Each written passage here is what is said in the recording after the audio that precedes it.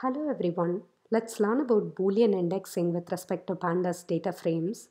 You're going to need the learning from this lecture video for solving project P12. The objective of using pandas data frames is to avoid writing for loops. Boolean indexing is the powerful tool which is going to enable us to achieve that. You can solve project P12 questions easily and in a fast way by using Boolean indexing. You're going to end up writing just 3 to 4 lines of code for solving majority of P12 questions. Recall that we can apply a Boolean series to a series S by mentioning S of Boolean series. This enables us to retrieve the values within series S which line up with the true values within Boolean series. Recall that we can use a Boolean expression in place of the Boolean series, which applies a specific comparison operator element-wise to the original series S.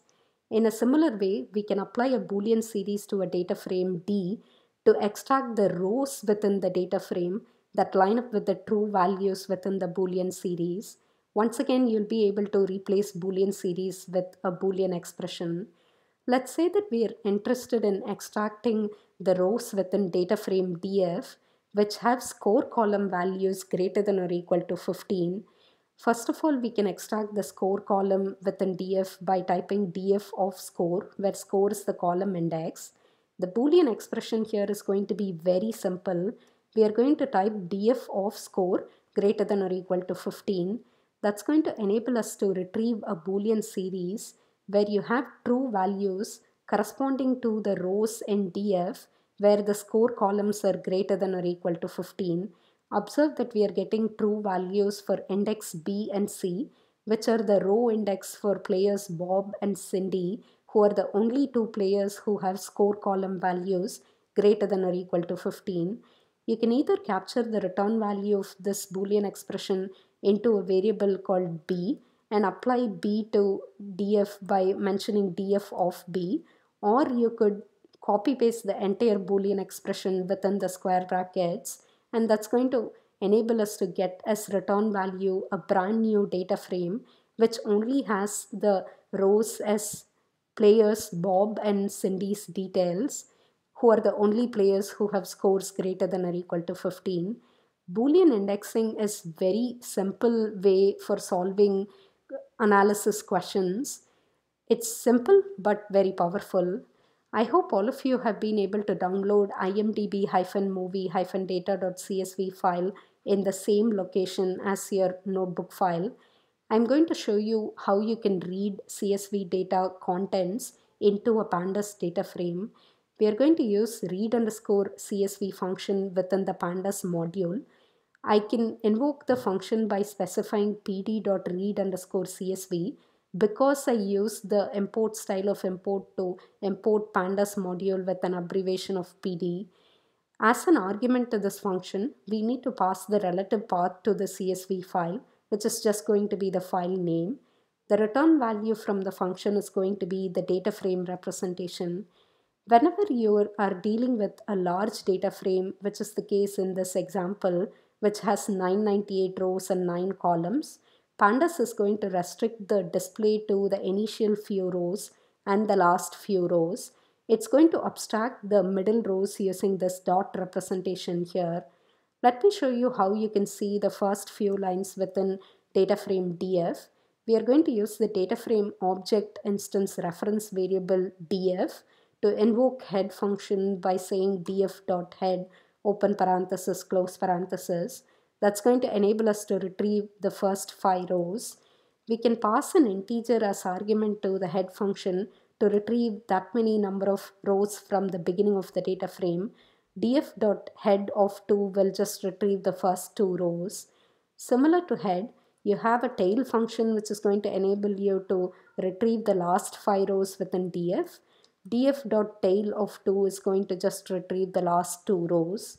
You can extract the column year by mentioning df of year, where column index is year. That's going to retrieve the year column series. df of runtime is going to retrieve the runtime column series. Observe that we have 2 duplicate row index within the original data frame df. That's because I used an incorrect way of writing the data frame's contents into a CSV file. Let's first eliminate the duplicate row index using slicing. I'm going to use df.iloc, so I'll have to mention my row and column slices using integer positions. For the row slices, I want all the rows, so I'm going to just type colon. For the column slice, I want to eliminate the column with column integer position 0, which is the duplicate row index. So I'm going to mention my slice as 1 colon. I'm capturing the return value into a variable called better. Observe that better now only has single row index. Let me show you the wrong way to write a data frame's contents into a CSV file. You're going to use the data frame variable, which is better, to invoke the to_CSV function by passing the path to the CSV file as argument. If I execute this cell and go look at wrong_movies.csv, you'll notice that Pandas is writing the row index into the CSV file, which is not what we want. Let me show you the correct way of doing that. You need to pass a Boolean value of false to the index parameter for the to_CSV function call. That's going to enable you to avoid writing the row index. If we take a look at better_movies.csv file now, you'll notice that we are only getting the columns which have the proper information inside the CSV file. You're no longer getting the row index, which is an internal pandas representation. Let me answer this question, which is asking what is the highest rated movie that has above average runtime. P12 is going to have similar questions, so please pay close attention. We have to deal with runtime column and rating column to answer this question. Let's first focus on the runtime column. I'm going to save the better data frame back into df variable. I can extract the runtime column by specifying df of runtime. That's going to retrieve the column series here. Recall that we can compute mean of a particular column by specifying the column series dot mean open parenthesis close parenthesis. That's going to retrieve the mean runtime, which is 113 minutes. How do we get the movies that have above average runtime? The Boolean expression is going to be very simple. I need to compare the runtime for all the movies, which is given by df of runtime, with the mean by using the greater than comparison operator. That's going to enable us to retrieve the Boolean series where you have true values for the rows which have above average runtime. How do we retrieve the rows? We need to take this expression and apply it to the original data frame. So I'm going to say df open square bracket the expression that we wrote and close square bracket. Observe that we end up just with 432 rows, and a quick glance here is letting us know that the rows over here have runtime greater than the average runtime, which is 113 minutes. Let me capture this return value into a variable called long, and we are going to use the long variable to solve the rest of the question, which is asking what is the highest rated movie. In the long data frame, we can extract the rating for the movies by specifying long of rating, and we want the highest rating.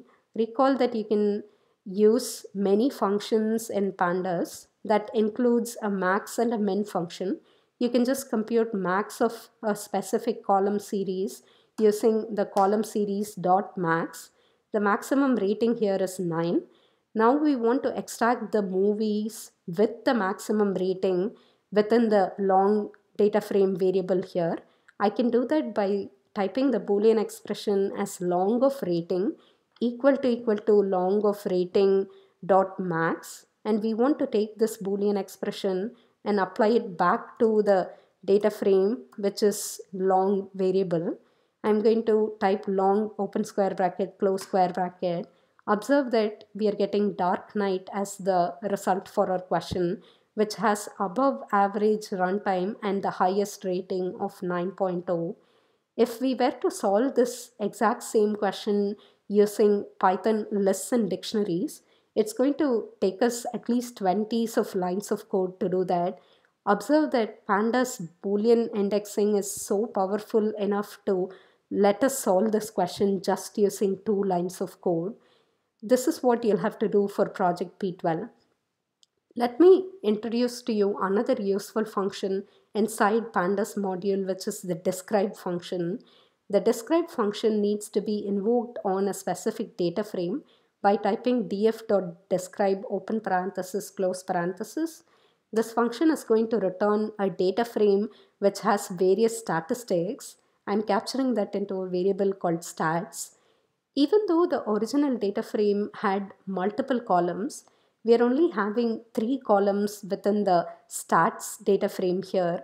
The reason for that is because the describe function only works with the columns which have integer or float 64 data type. One of the coolest things about Pandas is that when you read a CSV file data into a data frame, Pandas automatically takes care of converting the column data type into the appropriate data type for you. Recall that whenever you had to deal with reading CSV data, you always have been converting the data types explicitly within your programs. That is no longer essential because Pandas is super powerful. You're not getting revenue column in the statistics because the revenue column has strings M inside it.